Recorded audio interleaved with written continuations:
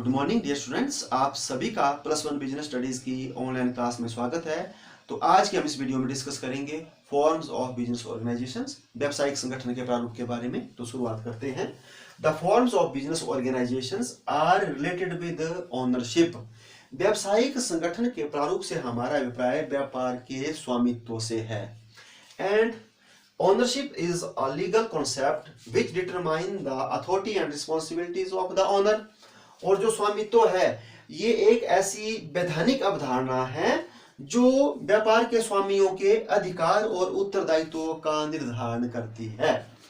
The authority and responsibilities of the owners keep on changing along with the changing forms of ownership।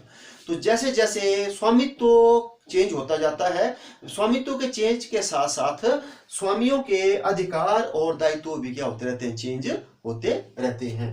The forms of business organisations determines it's external existence.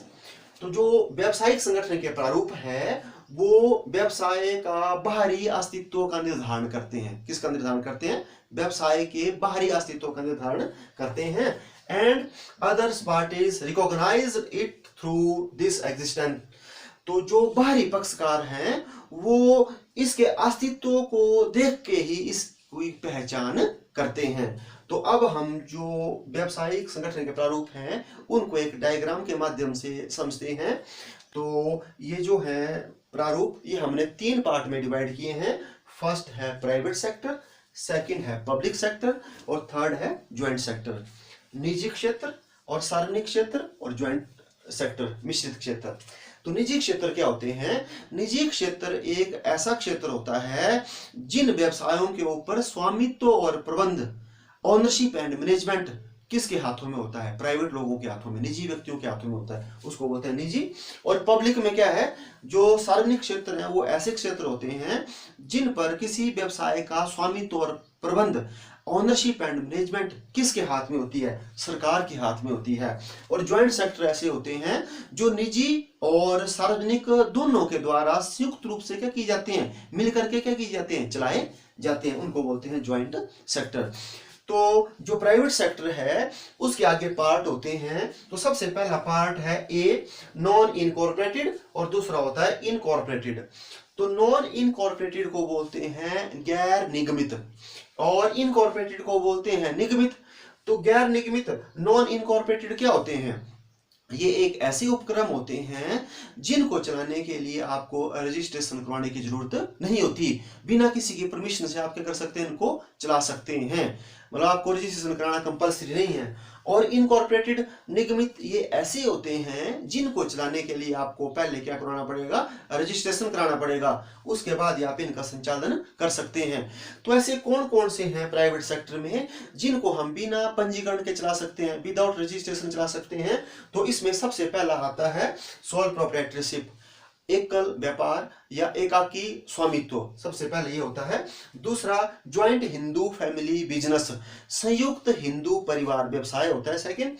Third होता है partnership, साझेदारी, इसको हम जैसे जो है बोलते हैं। और फोर्थ होता है ज्वाइंट वेंचर, संयुक्त साहस इनको बोलते हैं। तो ये जो 4 है, sole trade, joint Hindu family business, partnership and joint venture, ये एक प्राइवेट सेक्टर में आते हैं और इनको चलाने के लिए आपको रजिस्ट्रेशन कंपलसरी नहीं होता है। तो ये होते हैं नॉन इनकॉर्पोरेटेड।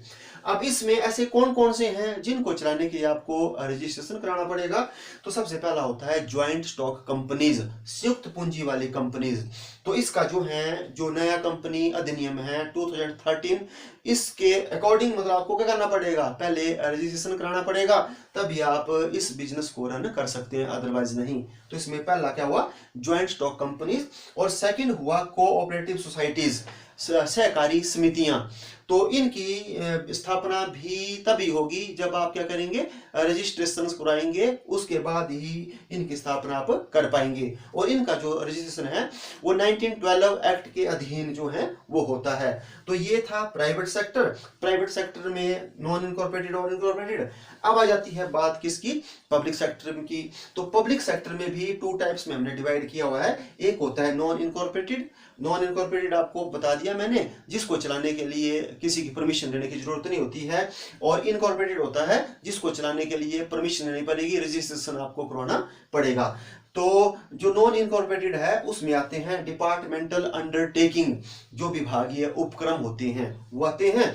और इनकॉर्पोरेटेड में आते हैं स्टैट्यूटरी या पब्लिक कॉर्पोरेशंस, वैधानिक या सार्वजनिक निगम, और गवर्नमेंट कंपनीज, सरकारी कंपनीज तो ये आती हैं। और थर्ड होता है आपका ज्वाइंट सेक्टर। तो ज्वाइंट ऐसा होता है जिसको निजी और सार्वजनिक संयुक्त रूप से मिलकर के क्या करते हैं, चलाते हैं। तो ये था एक फॉर्मेट किसका, फॉर्म्स ऑफ बिजनेस ऑर्गेनाइजेशन का। तो आज के लिए बस इतना ही, अब मिलते हैं नेक्स्ट वीडियो में। Thank you so much.